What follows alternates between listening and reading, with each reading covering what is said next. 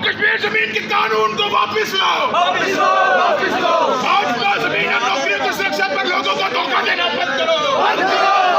लोग बाहर से आकर यहाँ जमीन खरीदेंगे, वो कश्मीर तो कोई जाएगा नहीं। धोखाधड़ी की राजनीति भाजपा खेलती है ना, उसमें हम लोग जो है जो उनके चंगुल में फंस जाते हैं, खासकर जम्मू खित्ते के लोग। भाजपा का तो काम है मूर्ख बनाना, और ये सबसे बड़ा धोखा दिया उन्होंने जम्मू के, खासकर जम्मू के लोगों को। एक मीठा जहर दिया है। स्टेट बिजनेस यहाँ पर फ्लरिश करेगा लीगली और इलीगल तरीके से। बाहर के लोगों को एम्प्लॉयमेंट मिलेगी, जम्मू के लोगों को एम्प्लॉयमेंट मिलने वाली नहीं है। अस्सलाम वालेकुम व आदाब। आपका मेज़बान मोहम्मद जाफ़र आपकी खिदमत में हाजिर है और आप देख रहे हैं लाजवाल न्यूज़।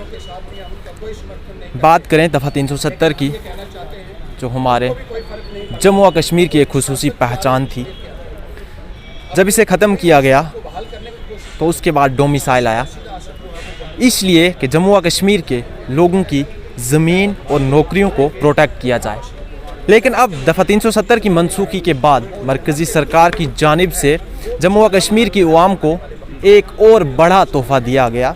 वो ये कि जम्मू व कश्मीर में अब कोई भी ज़मीन खरीद सकता है।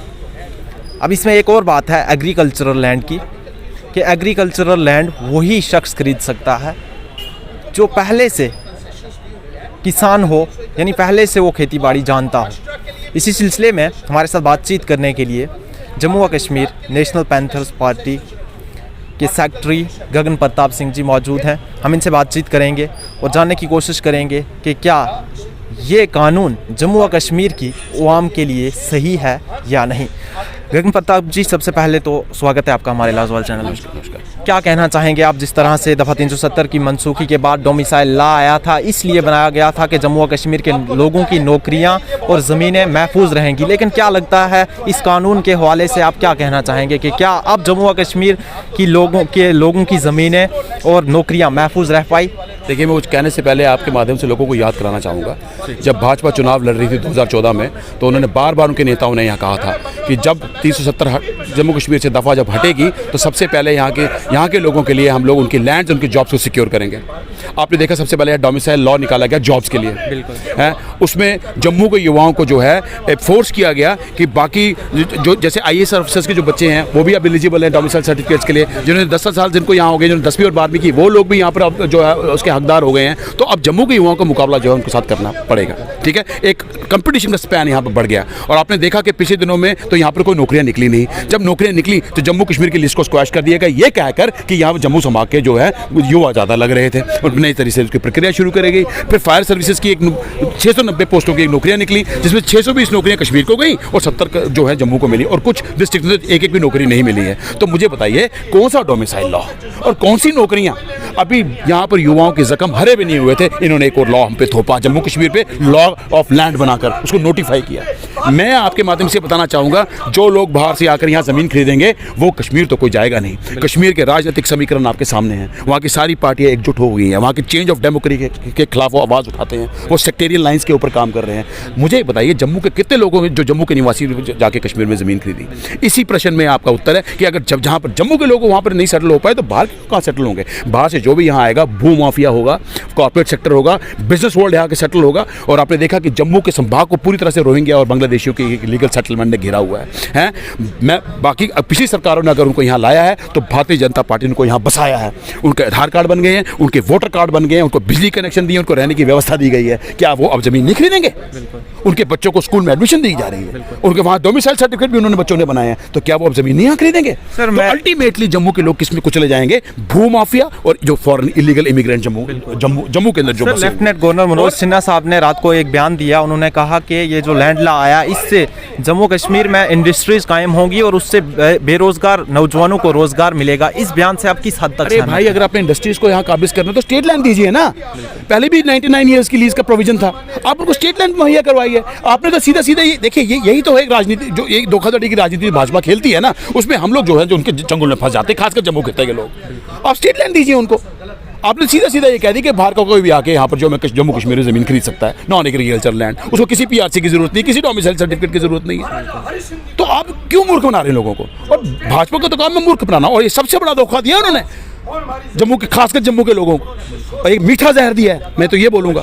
और आज इसीलिए हमने लोगों की जो एप्रीहेंशंस को देखते हुए, उनकी भावना को देखते हुए आज सबसे पहले यहाँ प्रोटेस्ट किया, ताकि केंद्र सरकार के बहरे कान खुल सकें। अरे भाई क्या कर रहे हो आप? क्यों जम्मू के लोगों का बेड़ा कर रहे हो भाई? जम्मू के लोगों ने तो आपको सत्ता पे बैठाया था, 25 MLA बनवाए थे आपके, 2 MP दिए थे आप, उस अवसर में आप हमें क्या दे रहे हो? आप हमें कुचल ही रहे हो। भाजपा जो है सत्ता के लिए कुछ भी कर सकती है, कुछ भी कर सकती है सत्ता के लिए। तो ये तो भाई आतंकवादियों के बच्चों को नौकरियां भी दे सकते हैं। तो जम्मू को अगर लोगों ने धोखा दिया तो इनके लिए कोई बड़ी बात नहीं है, लेकिन अब जम्मू के लोगों को समझना होगा कि कब तक ये धोखा हम लोग सहते रहेंगे, कब तक हम भेदभाव की भट्टी में जलते रहेंगे, कब तक हमारे युवाओं को नौकरी से वंचित किया गया, यहाँ के लोगों को अब लैंड से आप वंचित कर रहे हो, क्या हमें अब बेघर करने की साजिश रच रहे हो?